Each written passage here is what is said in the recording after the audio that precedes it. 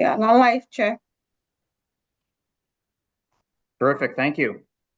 So just a reminder to all that we are now live and streaming through YouTube. And so just remember that your video and audio are being live streamed and recorded.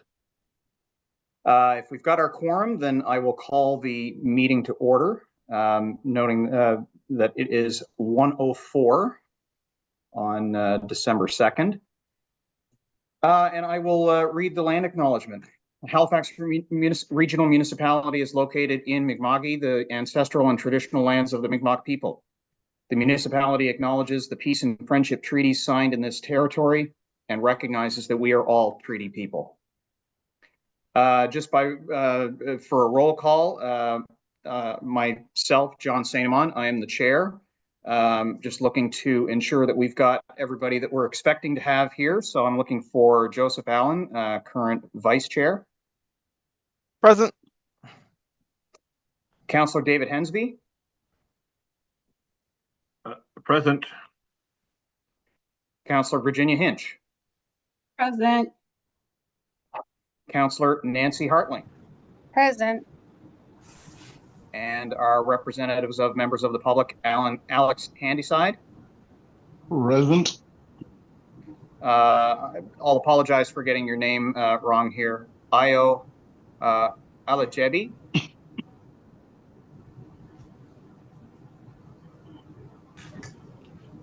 Do we have Ayo?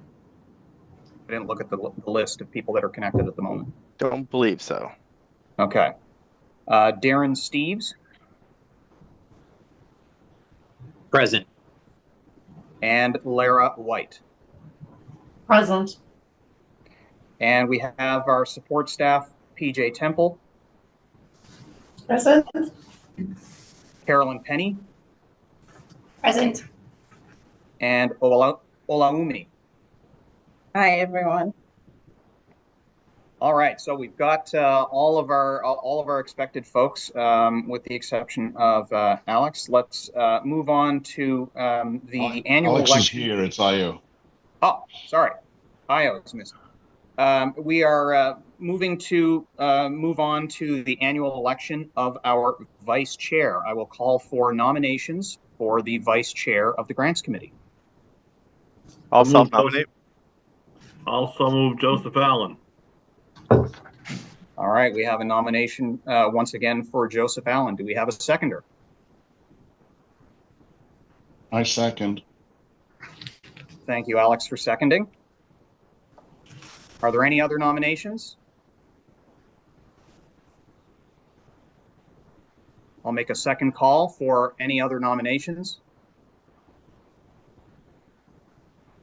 And a third and final call for any other nominations for vice chair.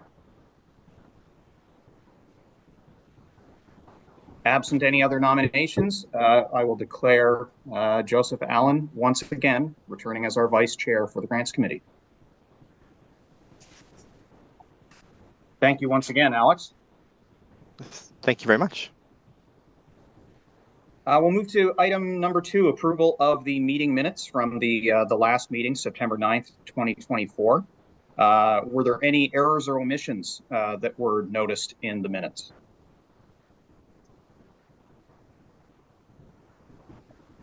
Seeing none, I will call for a motion to approve the minutes.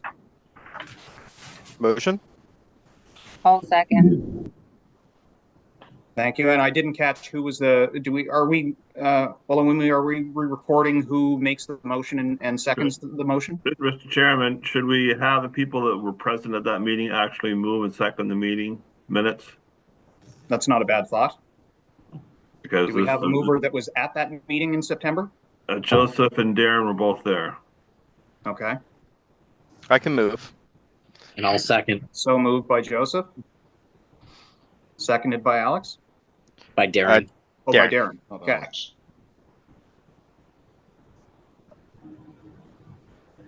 All right. So we have our mover and our seconder. All in favor, say aye. Aye. Aye. Aye. Aye. Aye.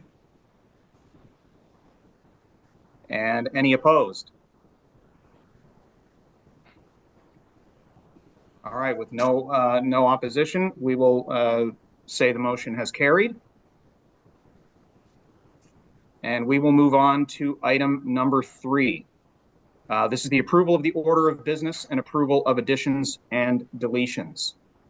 So I will ask the clerk, are there any additions or deletions that you can present to us? No additions or deletions from the clerk's office. All right, so I will call for a motion to approve the agenda as articulated. So move, Mr. Chairman. Second it. All right, moved by Councillor Hensby. Sorry, who was the second? Virginia. Seconded by Councillor Hinch. And can we have the question? All those in favor? Aye. Aye. Aye. Aye. Aye. And opposed? Movement is carried, or motion is carried, rather.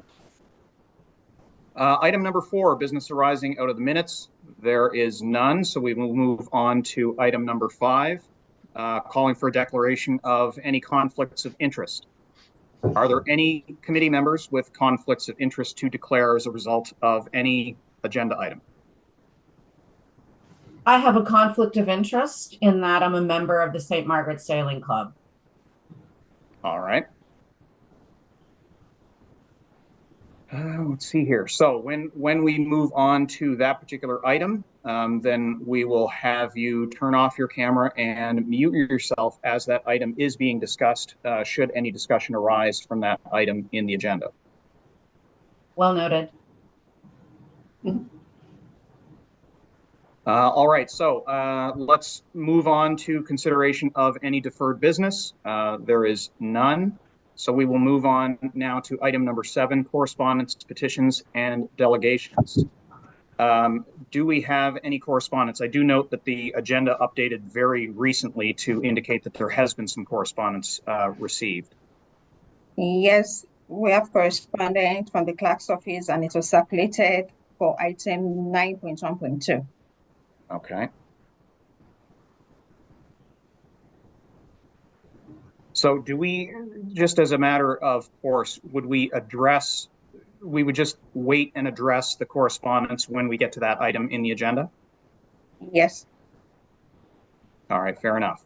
So we've identified that we've got an item to ensure that we re-review that when we get to item 9.1.2. We'll move on to 7.2 for petitions. I will ask the clerk if there are any petitions that have been received by your office. No petitions received from the clerk's office. All right. Item number 7.3, presentations. There are none.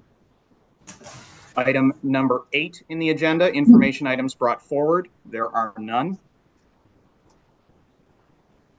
Number 9, we are moving on to reports and discussion. 9.1.1 is a staff report proposing the amendment to the Administrative Order 2022-005-ADM respecting the Community Grants Program. We have no presentations.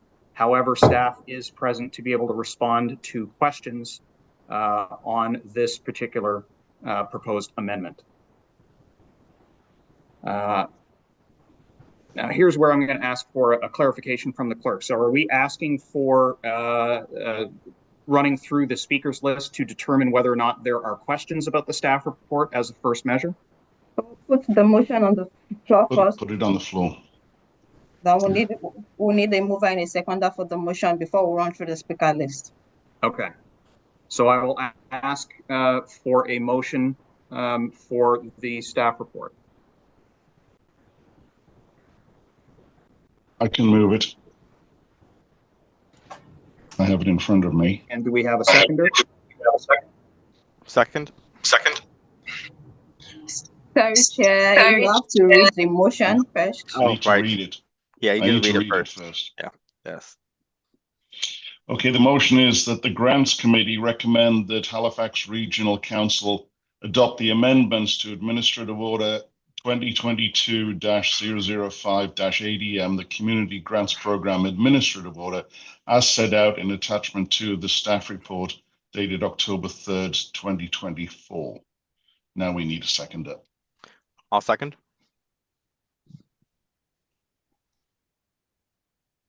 Thank you, Alex. Thank you, Vice Chair Joseph. I'll call for the question. All in favor? Aye. Aye. Aye.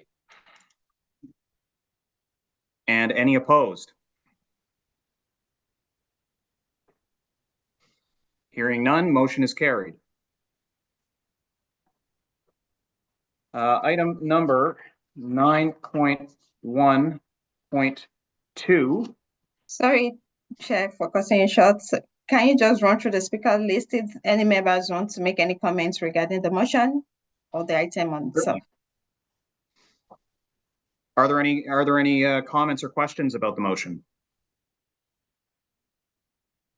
It's mainly just housekeeping and updating terminology. So Right. Yeah, that was my note as well. We've been working on this for a very long time. It's mostly housekeeping Yeah. for last year, so. Yeah. All right, good. Thank you. All right, so if there are no objections, we'll move on to 9.1.2, which is the item that we noted a conflict of interest. And sorry, who was it that had the conflict of interest on that one? Was that Lara White? Yes, I have a conflict of interest with the St. Margaret Sailing Club. All right. So Lara, I'll just ask you to mute yourself and turn off your camera so that we can go through this particular motion, and then we'll wave at you to have you rejoin the meeting when we're done with item 9.1.2. Thank you. All right, so we have 9.1.2, which is tax relief for nonprofit organizations program fiscal year 2024-2025, proposed amendments to program schedules administrative order 2024-001-ADM. We have no presentations currently scheduled for this item. I'm looking for a mover of the motion to not only move the motion, but read the motion. I can. Thank you, Joseph. So if you would be so kind, if you could read the motion. There's a few of them here. One sec here. Okay. We got a few on the agenda. All right, number 1. Approve the addition of the 31 properties to Administrative Order 2024-001-EDM as detailed in the discussion of the staff report dated November 13th, 2024 at an estimated combined cost of $212,223 from an operating account M311-8006. Number 2, approve a one-time grant by resolution of council to AAN space 00769-851, Halifax Regional Municipality, also known as City of Lakes Amateur Boxing Club, to rectify the error of omission in fiscal year 2023 in the amount of $6,726 from operating account M311-8006.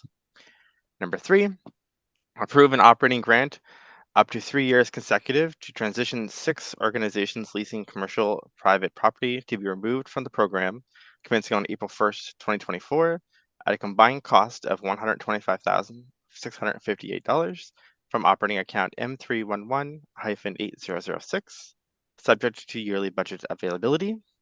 And finally, number 4, adopt the amendments to Administrative Order 2024-001-ADM, the tax relief administrative order as set out in attachment 2 of the staff report dated November 13th, 2024. Thank you, Vice Chair Allen. Do we have a seconder for the motion? I will second that. Thank you, Alex. And I'll call the question. All those in favor? Aye. do we not have some discussion before we vote on this? Oh, Certainly. you'll open the floor to each The person's. discussion. If I might, Mr. Chairman, just let the committee know that I'm the original grants chairman from 1995-96 when we first started the amalgamation, and trying to bring this tax relief program has certainly evolved over the years. And in the early days, we tried to categorize the different organizations in recreational versus, residential versus co-op housing, or the case may be. And it has certainly evolved and grown significantly since the early days. And we see a lot of pressures on organizations, especially with assessments keeping increasing. And here we are trying to keep the budget balanced in regards to having the try to index the increases of assessments and how it released for tax relief and stuff. So I think it's come a long way.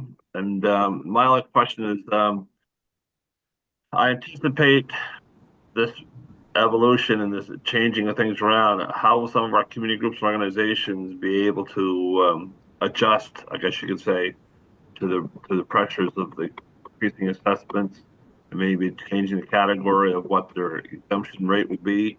I'm curious if staff have anything to confirm or clarify in regards to how they perceive to move forward with this significant amendment. Through you, Mr. Chair, PJ Temple, Grants and Contributions Finance. Can you hear me? Yeah. Yep. Okay. Well, I think we go back as part of the process of introducing the new administrative order, the new policy with criteria. Every participating organization was sent a notification by registered mail, so 225 groups roughly. They had draft schedules. They were told which schedule they were assigned to, sort of in a draft form. And then they had another opportunity. It's a one-time opportunity to request a review. And there was a deadline for that. So this year's report is a longer report than typically would be. The program doesn't have an official appeal process. And actually the participation rate, and we had relatively few. When you think we had over 800 properties, we probably had, in the range of 16 to 20 requests for review. So I think the actual reaction, as distinct from a response, may come when they actually get their tax bill for the first time. But there certainly was every opportunity, and by going to the time and the expense of doing it by registered mail, we were able to receive any non-delivered mail. We could follow up, make sure they got the information. And for every taxpayer, but certainly every group in the program, they do have the option of asking for a payment plan. So they can set up a payment plan with the revenue department in finance, and that can be customized somewhat to make smaller cash payments throughout the year. So it's set up as a schedule, they can pay in smaller amounts. So I think that will help smaller groups with limited cash flow. They may want to align it perhaps with, if they're supported by a major government grant, try and fix it along those lines.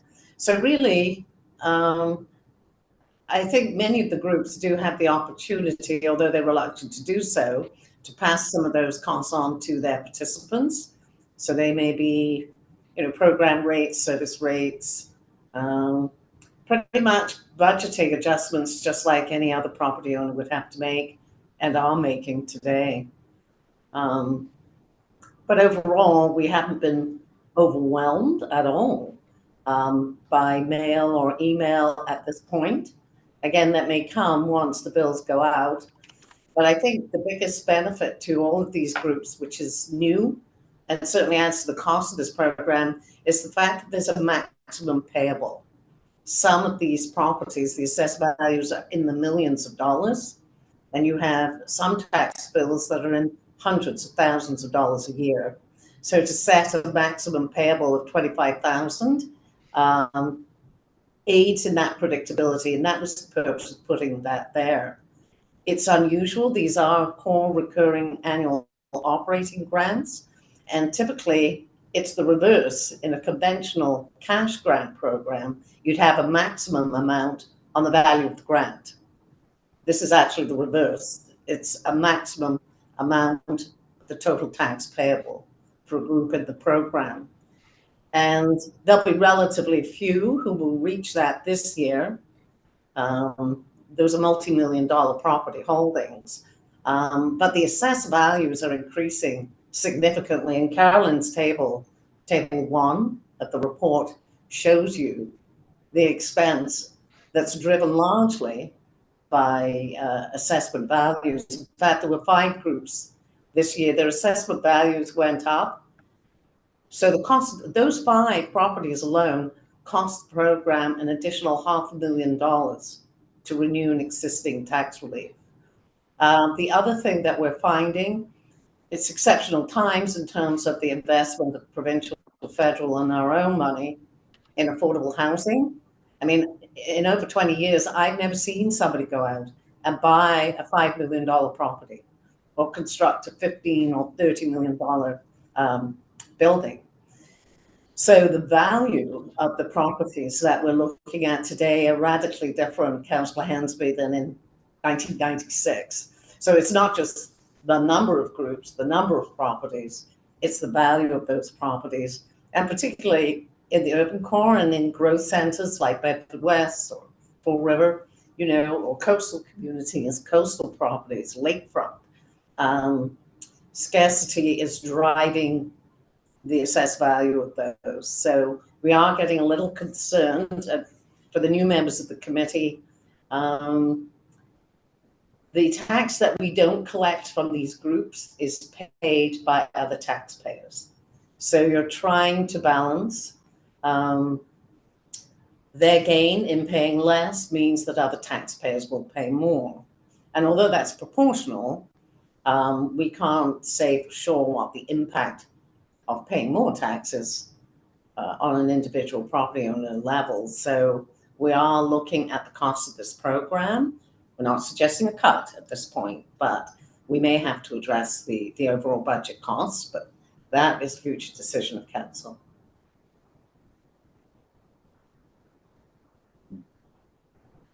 Now, there are some organizations, you know, you and I are familiar with, like the McDonald House and their Lawrencetown Beach and stuff, that being a provincial property, but being leased to a not-for-profit organization, trying to keep the house association going with various businesses and services there.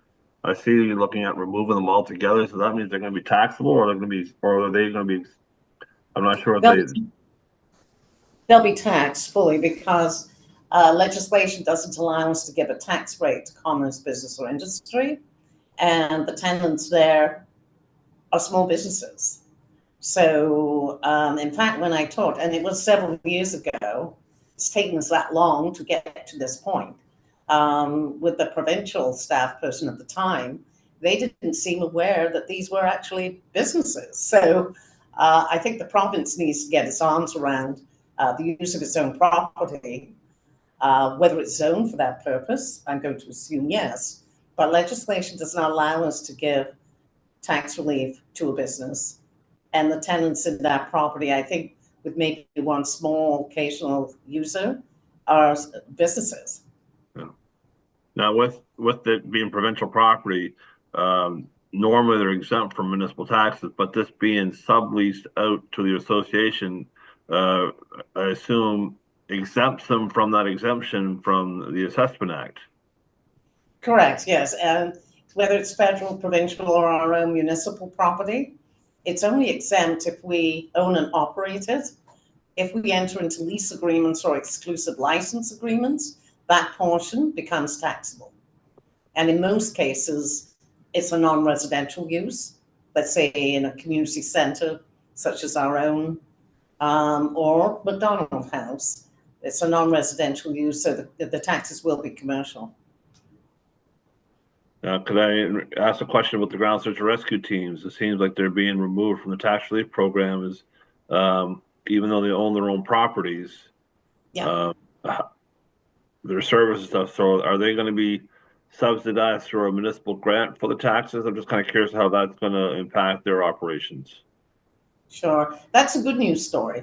When Regional Council approved the municipal registry for emergency services providers, under I think it's section 306 of the HRM Charter, if they are registered on our municipal registry and there are criteria in legislation, then they become tax exempt.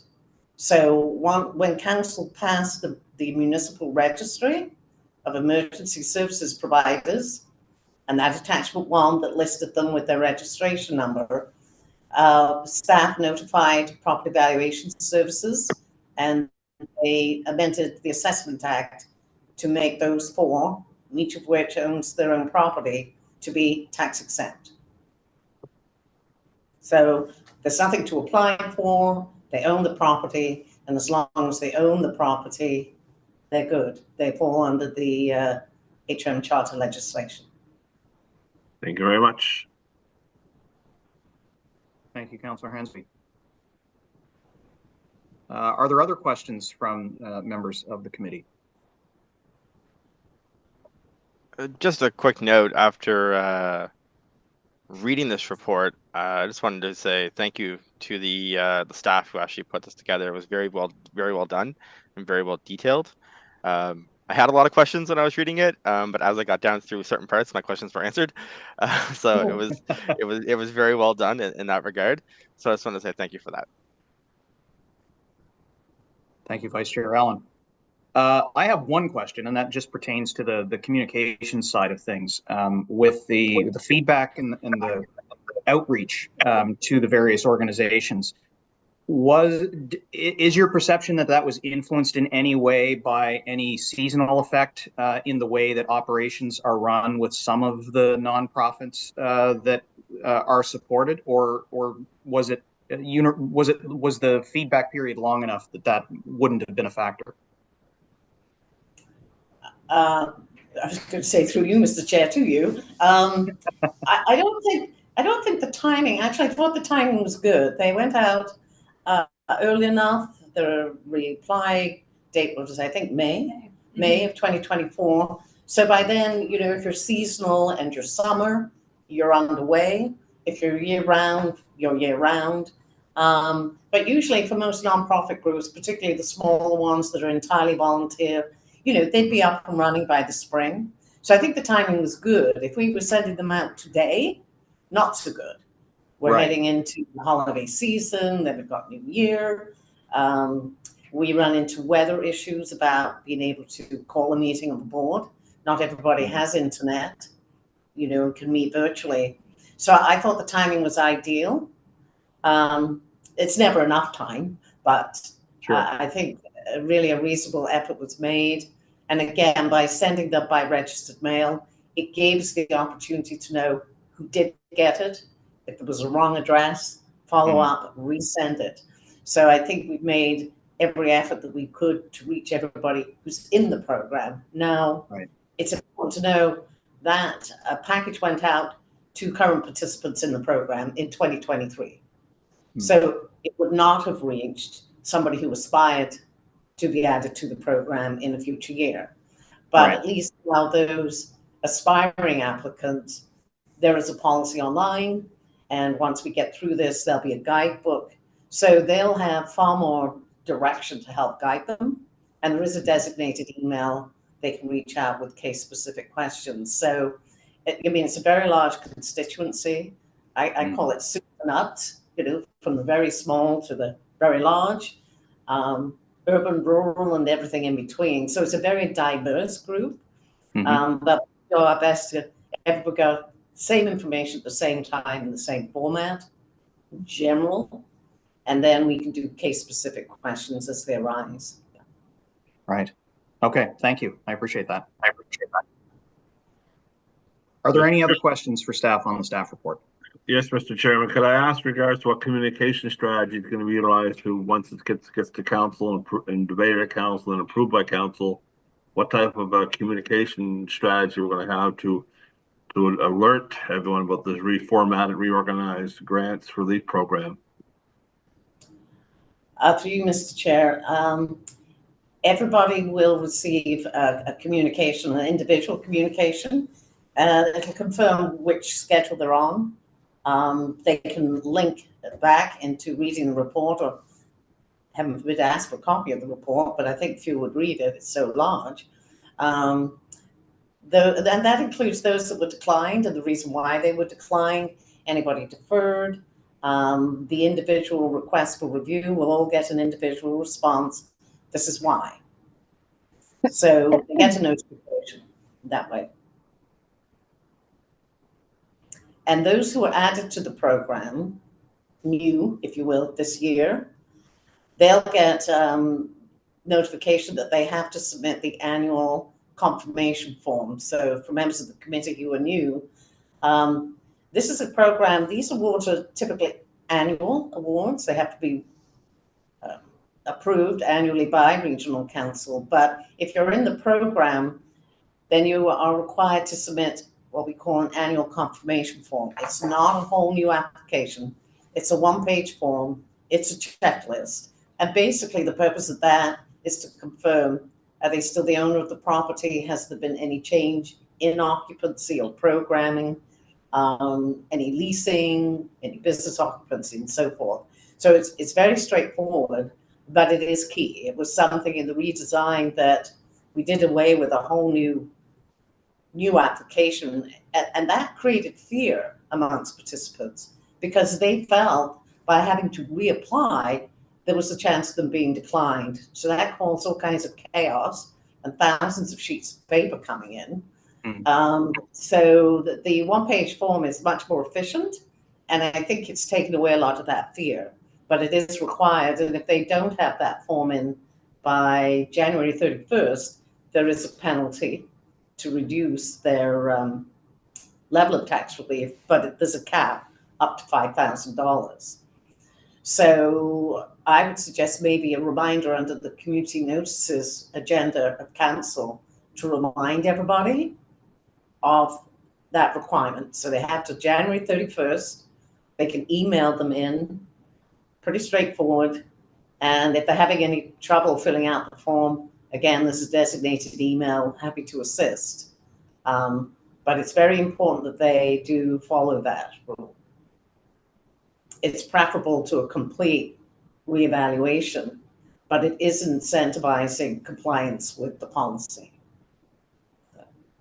Mr. Chairman, so this table receives a total tax of 2024. This is the 23-24 tax year, I assume. So therefore, next year will be the 24-25 tax year. To try to think of when the cutoff date of these tax relief amounts are, because we do two billings a year, one in April and one in October.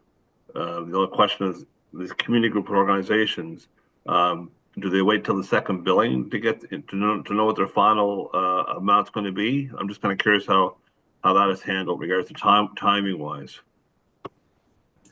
Well, in this year, they'll just get the full tax bill. And because of the delay and not helped by a Canada Post strike, we're suggesting that we not go to the two bills a year in 2025. It would be too close. They pay the fall and next week we get another spring bill. But in 2026, we should be ready to do two tax bills a year. And again, that will help groups with cash flow. Now that bill goes out in March. So the January 31st deadline is key. They need to be sure that they make that deadline. Being early is not a problem. Being late will incur a penalty. So it's important for them to abide by that. So we can't do too much reminding on that one. And eventually we'll get to a point, hopefully, when we can send computerized reminders. We're not there yet, but that would be an improvement at some later date.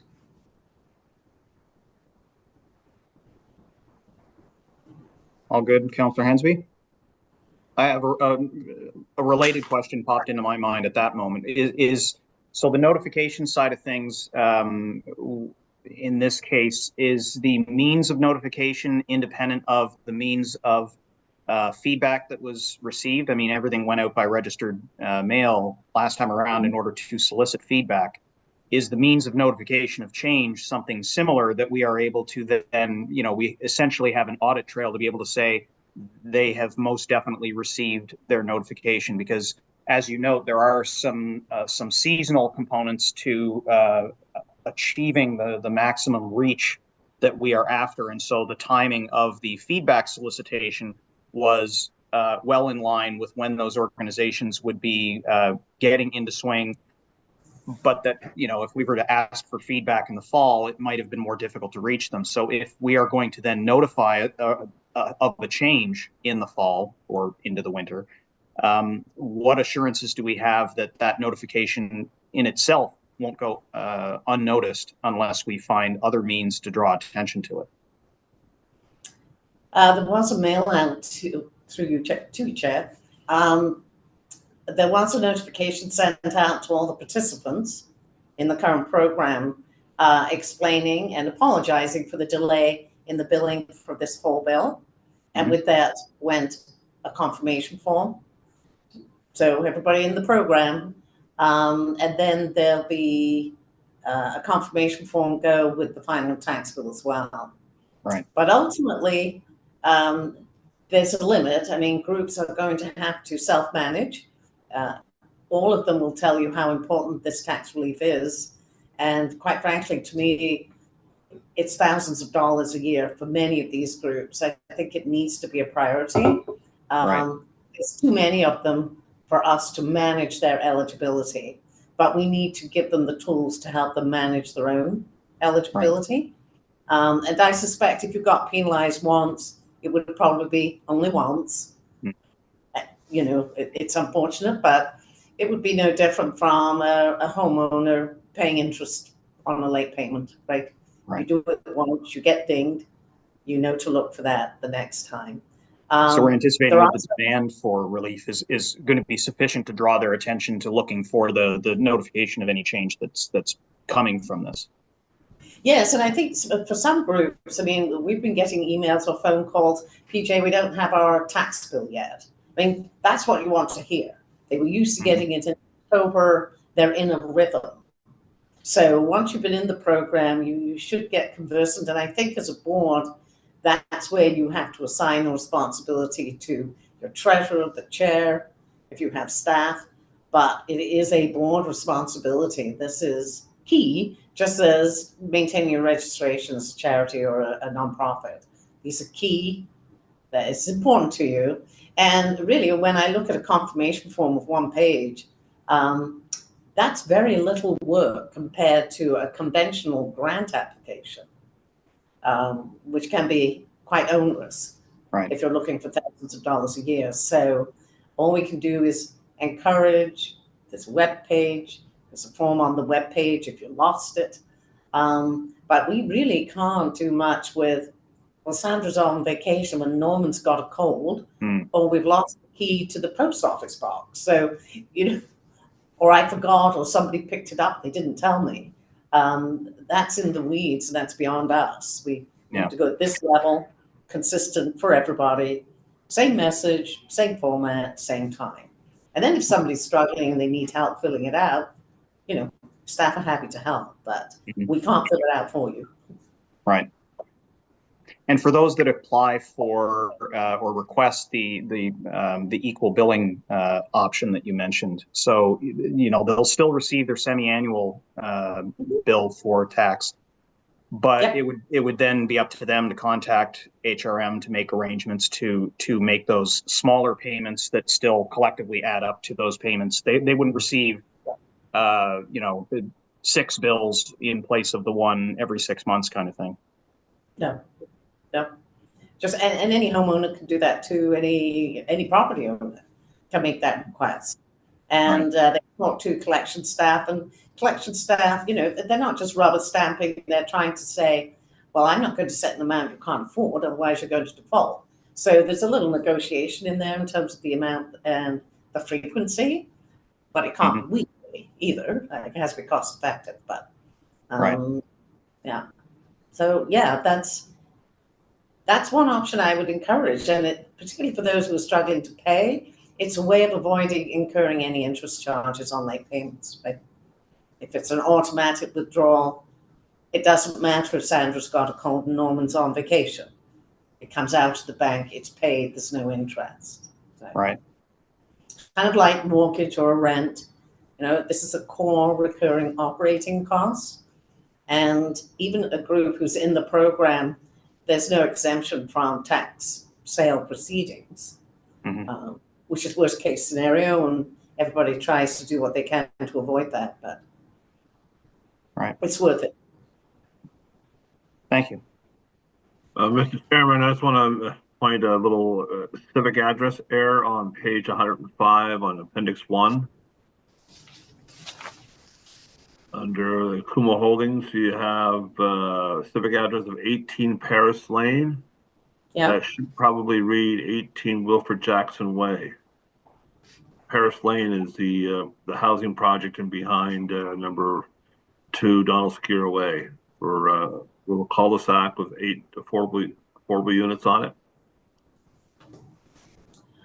can we look into that? We'll send you a separate email. Okay. There's been specific address changes there, and there's about 23 of them in the land registry. So we'll work through this, and if we can send you a separate email. If there is an error, then we can certainly flag that when we get to regional council. No issue with that. Okay, then. Thank you. I guess that raises a question for me for our legislative assistant. Does that pose any threat to our passing the motion now with that address misalignment? Can I speak? Yes. Sorry, I do have a question about this. And it relates to the lack of response from the Safety Minded ATV Association. I understand that there's one property assessment account number, but that assessment account number is shared between the Unicorn Theatre Society and the Safety Minded ATV Association. Apparently, tax relief forms have only been received from the Unicorn Theatre Society. Correct, yeah. So can you tell me, I mean, I think we just went through the process of how hard you guys tried to reach out. What would be the process for the Safety Minded ATV Association to get back into, are they going to have to complete all the forms that you just talked about in order to get their status back? Through you, Mr. Chair, they never had tax relief status, so they'd be a new application. So what they would have to do is apply to the 2025 program. So they lost the window for the 2023-2024. Yes. Okay. So what will happen is with HRM leases, it's a taxable service. So the tax bills actually go to HRM Real Estate. They apportion the taxes between the various tenants, and there can be for-profit tenants who pay the full way or non-profit. And then they'll add HST and send the statement forward or the invoice forward to the respective tenants to pay. In the case of ATV, they didn't apply, so we can't consider them, but they can apply to 2025. So we've already done the percentage apportionment between those two tenants, so that they're not paying 50-50 each. It's based on their ratio of use. Yeah. So yeah, so ATV missed the deadline. They would pay tax this year, proportion this year, if it's taxable. They would pay their interim tax bill in 2025. And then if they're added to the program, what they pay in tax in 2025 would be a credit on their account. And that would be calculated along with their tax relief. And then they'd be issued a bill for the balance remaining. Okay. So we have no recourse to address somebody who didn't apply, and we can't go backwards retroactively to a prior year. So it's going forwards in that way. Okay. Thank you. Okay, no problem. Sorry, I was just hoping to ask a question. The budget summary, I'm seeing the deficit called out. I think it's 170,986 in terms of budget deficit or projected deficit. Is that what you were referring to at the beginning about that would be the portion that would come out of the general tax base, I guess, in order to fund the program? No, through you, Mr. Chair, it's the $7.5 million that is being paid by other taxpayers, the cost of the total program. The total program, yes. Right. So yes, other taxpayers are going to pay that, but in terms of sort of accounting or budgeting, that would be offset hopefully at the end of the year if there's a surplus in another program or budget line item. But definitely it is signaling to us the cost of renewals. We're having a hard job keeping up with that pace. and demand is not slowing. We're looking ahead into 2025 with some very large portfolio purchases, multi-million-dollar construction projects. So it's not going to stop at 7.5 million. It's going to grow, at least I would say in the next 3 to 5 years. Hopefully not as steeply as you can see in table 1. Right. Market forces, that's not really something we can control from here. So assessed value, municipal tax rates, plus capital investment on the part of property owners. So if somebody, well, we'll use Canoe Club, if they put $5 million capital improvements in their clubhouse, their tax bill is going to increase, right? Okay.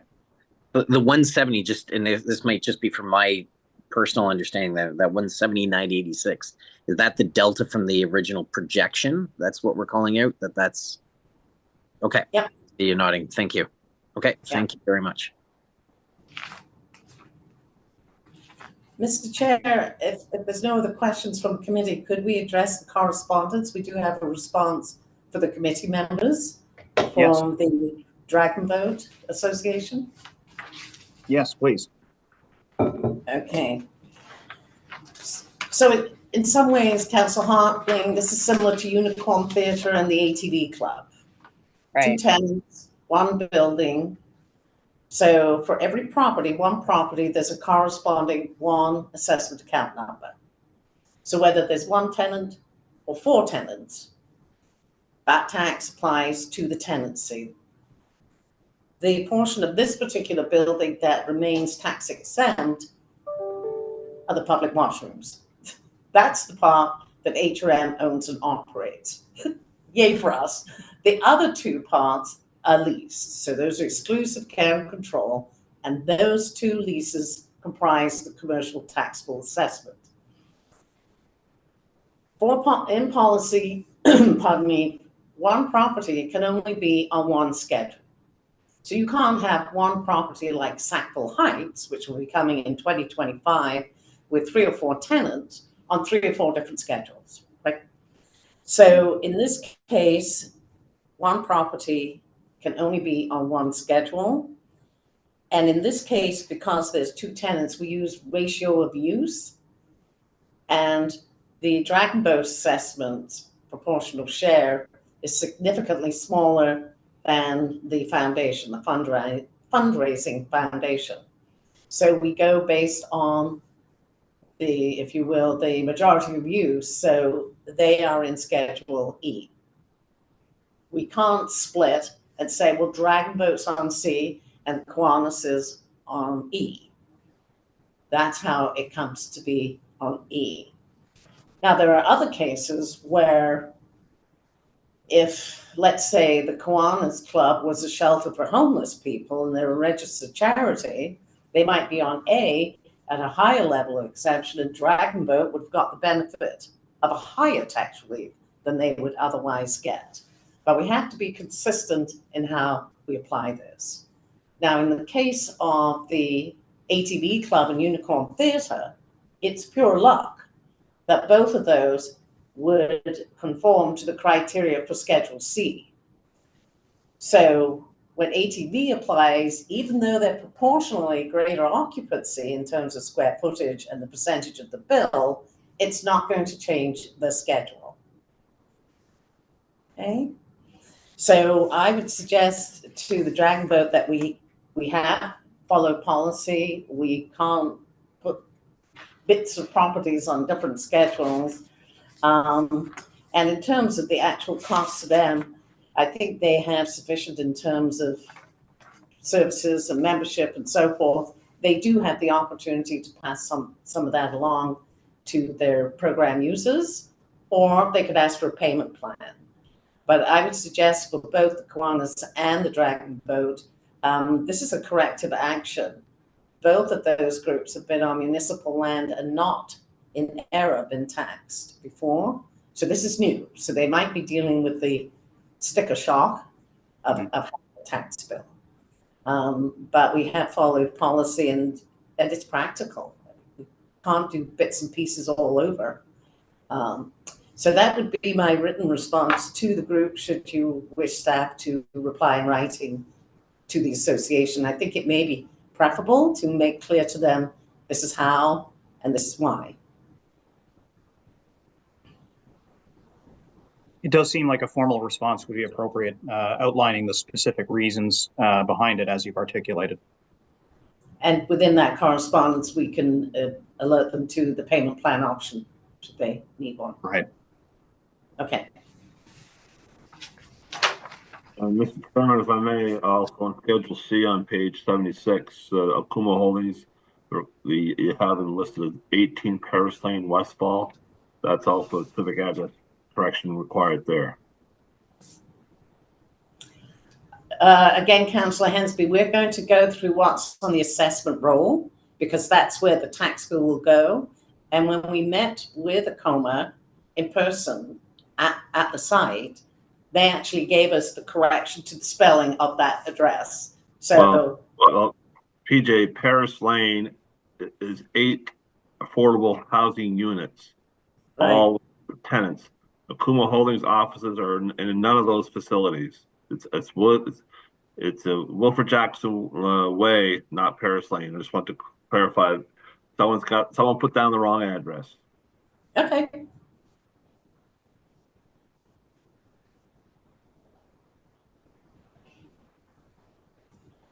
We'll follow up. Thank you. All right, so we've gotten through what I believe are all the questions from committee members, in addition to reviewing correspondence on the matter. So I will return to calling for the question on the motion as articulated earlier. Looking for all those in favor on 9.1.2. You're asking for the question? Aye. Yes. Yes. Asking for the question. Aye.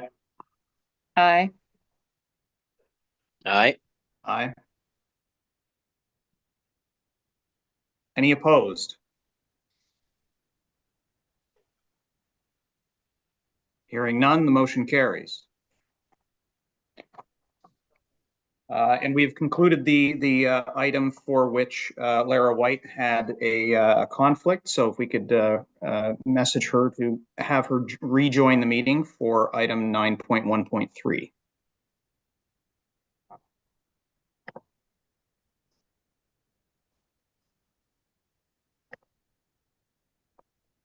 All right, looks like Lara's back. So 9.1.3 is the proposed 2025 meeting schedule. There is, again, no presentation for this particular item. The meeting schedule was one of the attachments to our for our agenda. Are there any questions relating to the agenda as proposed for 2025?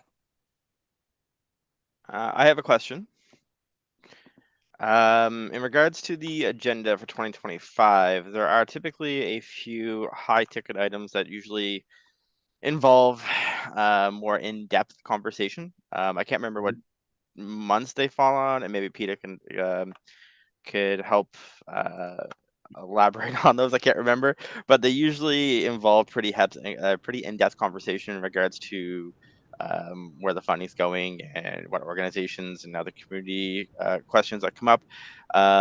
Typically, we try to make those in person if possible.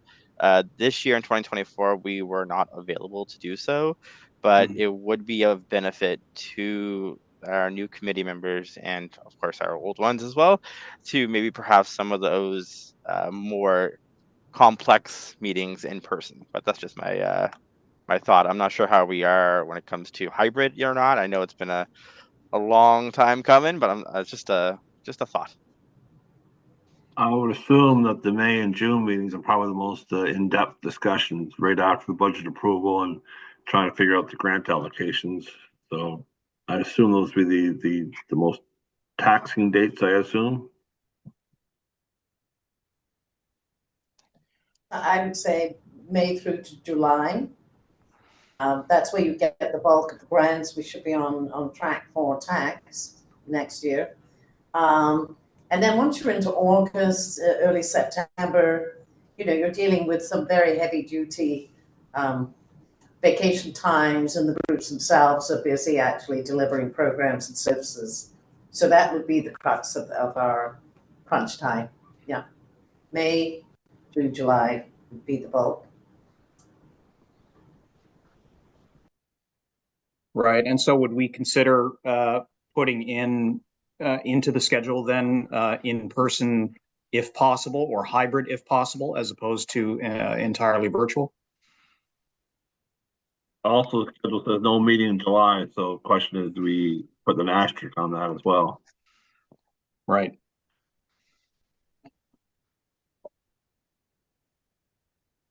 Allow me, do you have a recommendation with regard to revisions to that schedule? Okay, Chair.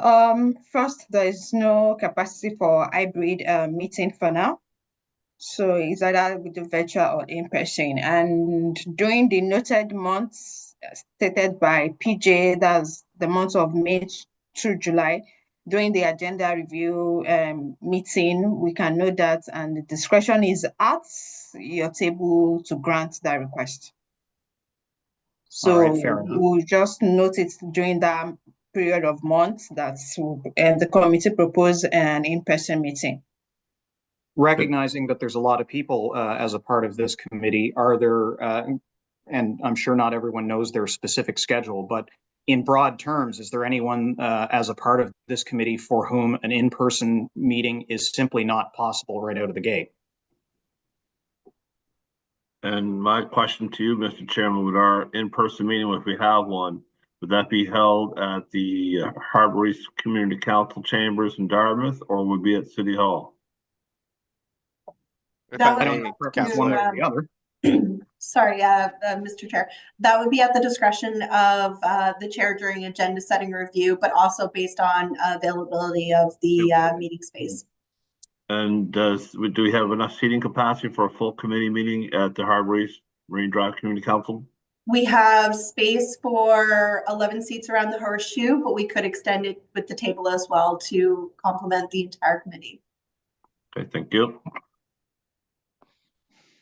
If I may, Chair, in the past, those meetings have been held in Halifax on Argyle Street. So I was going to take note of there as well. Sure. So subject to availability, then we'll certainly look to schedule any of the meetings in that time frame at one of those two facilities, perhaps with preference given to Argyle Street for chamber. Just an additional note, there is no capacity in Halifax Hall to do live stream. We would be able to webcast from the Harbour East meeting space. And as Allow Me had indicated, at this time, there's no hybrid option in either of those locations. The technology could change. We wouldn't even know by then, but things are ever evolving around here. So we would certainly keep you and the members informed. You know, if you know, at your discretion, if you wish to poll members to determine, you know, availability and things like that during those months, we can certainly take that away and do that as well. Right. So pending confirmation of location of those couple of meetings to occur in person, are there any other items with respect to the scheduling itself within the agenda that warrants discussion?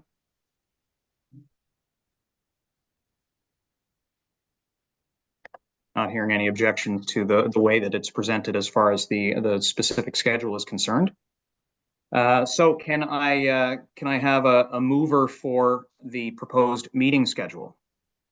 I move, Mr. Chairman, that the Grants Committee approve the proposed 2025 Grants Committee meeting schedule as outlined in the staff memorandum. Thank you, Councillor Hensby. And can I have a seconder? I'll second. Councillor Hartling. And can I have the question? All those in favor? Aye. Aye. Right. Aye. And any against? Hearing none, the motion carries. We will move on to item number 10, added items. I don't believe there were added items. Alumi, can you verify whether or not there's anything for us to discuss on that point? No added items.